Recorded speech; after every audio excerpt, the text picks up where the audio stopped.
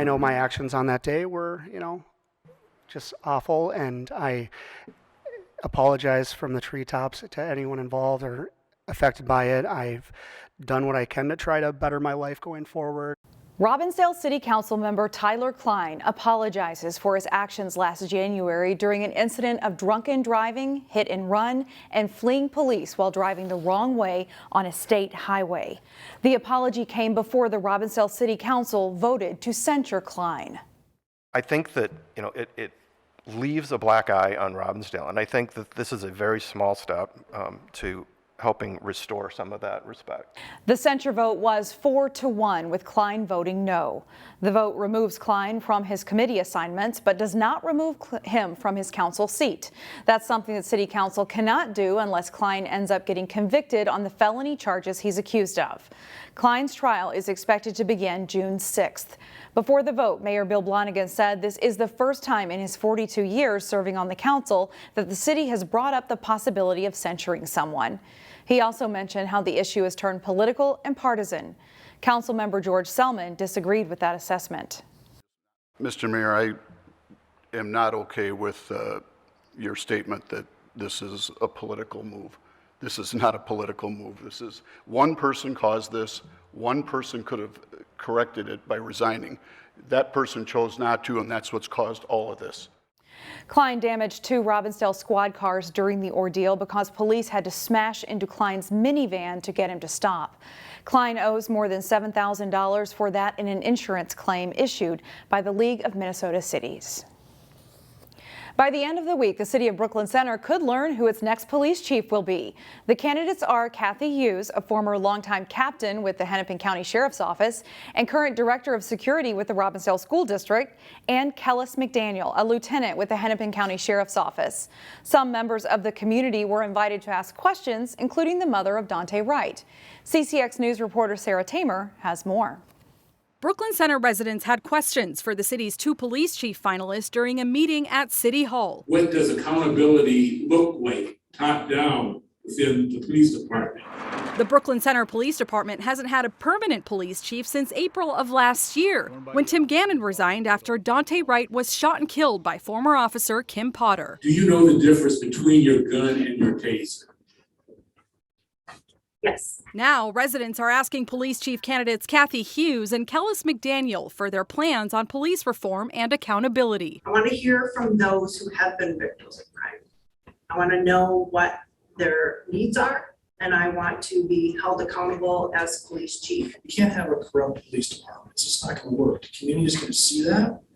And the minute that you let certain things like that go, you've lost your community. The candidates also took questions about how they would address racism in the department. I believe racism occurs everywhere, not just in law enforcement. It's how it's dealt with. We do need people on the force that looks like me and looks like a lot of people in this room. Diversity is the key. It's one of the reasons why I moved to Brooklyn Center. After reviewing the comments and feedback, the city manager will decide who becomes police chief. That could happen by the end of the week. Sarah Tamer, CCX News. A New Hope school is celebrating a major milestone this year. In this week's School Spotlight, Delane Cleveland takes us inside Robbinsdale Spanish Immersion School, which is commemorating 35 years of academic success. 20 segundos para guardar. In kindergarten, nothing quite gets the kids excited like story time. ¿Qué tipo de semillas? But this version of story time is a little different than what you'd see in most schools. Sí, un brote nada más. From the standpoint that not one word is spoken in English. They come for the Spanish, they come for the global perspective, they come for a challenge. Molly Quinn is a familiar face at Robbinsdale Spanish Immersion School. ¿Por qué está triste? She's been here since day one. That was 35 years ago. No idea that this would even be a career possibility. So when they said, hey, we're starting this program, what do you think? I was so thrilled and excited. Thrilled because back in 1987, immersing students in Spanish language curriculum was a relatively new concept to Minnesota schools. So, in a way, Quinn was a trailblazer. And at first, there was so much we didn't know. Everything you got, you had to translate everything. Now you can go to a store and you can buy posters for your wall that are actually in Spanish. Quinn paved the way for people like Mari Scott. Scott is the music teacher here, but she was also among the first group of students to go through this program more than 30 years ago. Being able to speak Spanish has been a really great opportunity, and I feel like it's a gift my parents gave to me. Uno, dos, tres, mi cuerpo, mi cuerpo. A gift because it opens students' minds to other cultures and different parts of the world. Now, she's passing that gift on to a new generation of students. I really believe in the program and want to continue to see it flourish. In New Hope, Delane Cleveland, CCX News.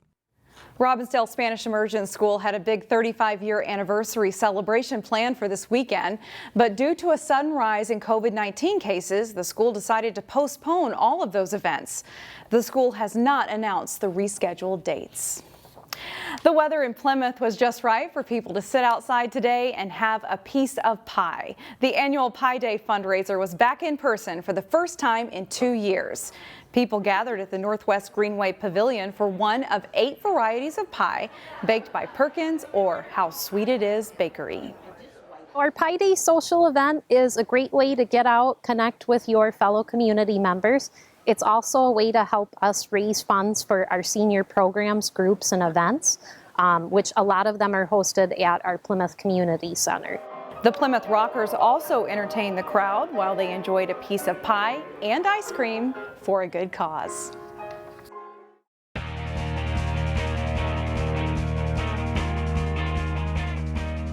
The regular season for Maple Grove's boys lacrosse team ends Monday. The Crimson are playing well as they get ready for section tournament play. Two of the top teams in Northwest Suburban Conference boys lacrosse, Maple Grove and Rogers, facing off Monday evening. The Crimson get on the board early. Connor Edlin passes to Tyler Steinkopf over to Josh Steinkopf for the shot and goal, and it's 1-0. Late first quarter, Rogers scores. Nice pass from Josh Running to Ben Keel, and it's a 2-1 game after a quarter. Some good goaltending on both ends in this game. Big stop here by Maple Grove goalie Hale Farniak. It's still 2-1 on halftime. No more scoring until late in the third quarter. Keel to Running for Rogers. He nets his 24th goal of the season to tie the game at 2. Watch this goal from Maple Grove's Tanner Brendan. Over the shoulder and in. That's worth another look. Brendan's goal makes it 3-2 Crimson. And then a flurry of goals late. Keel scores for Rogers, tying the game at 5 with 24 seconds to play. But the Crimson still have time to score in regulation. Josh Steinkopf takes the pass from Ethan Sillerud and scores with 6 seconds to play. Maple Grove wins 6-5. The Crimson are now 8-1 in the conference and 9-1 overall. The Armstrong softball team has taken a step forward this season. The Falcons look to move over the 500 mark when they face Park Center Tuesday. Jay Wilcox has the highlights.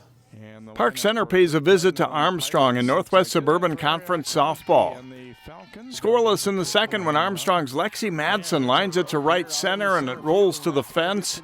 Lauren Jones scores as Madsen gets a triple. It's 1-0 Falcons after 2. In the fourth, Peyton Erickson delivers a hit to right. Madsen and Claire Riestenberg come in to score as Erickson moves up to second on the throw. Armstrong leads 3-0. Park Center answers in the top of the fifth as Brooke Dobler drops it over the center fielder's head. Grace Sargent and McKenna Dugas score, and the Pirates are within 3-2. But pinch hitter Sam Lynn comes through in the bottom of the fifth with a long drive off the center fielder's glove. 2-run score on the play as Lind reaches third, and it's 5-2 Falcons. And in the sixth, Elizabeth Bray drives it over the left field fence for a 3-run shot. Armstrong wins it 9-3 to improve to 9-8 this season. Jay Wilcox, CCX Sports. Postseason play begins this weekend for some teams and early next week for the rest in section softball. 2 small school powers were matched up Tuesday. The top 2 teams in Minnesota Classic Athletic Association softball, Spectrum and West Lutheran, meeting in Plymouth. Top of the third inning, and Spectrum's Lily Carlson drops a hit over a drawn-in Warriors infield. Cassidy Colbert scores, and it's 2-0 Sting. Next batter is Grace Negus, and she singles sharply to right field. Carlson slides in safely with the second run of the inning and third run of the game for Spectrum. Sting pitcher Addie Walschlager was sharp most of the game. She gets a strikeout here on her way to retiring the first 9 batters of the game. Top of the 4th, after a leadoff triple by Lizzie Colbert, Lillian Marburg singles to left, scoring Colbert, and Spectrum leads 4-0. West Lutheran finally gets on the board in the 5th. Daria Gunderson singles to center field. That brings home Marissa Tussler, and it's a 4-1 game. But that's as close as the Warriors get. Spectrum center fielder Rachel Schluter tracks down this ball, taking away an extra base hit with a nice running catch.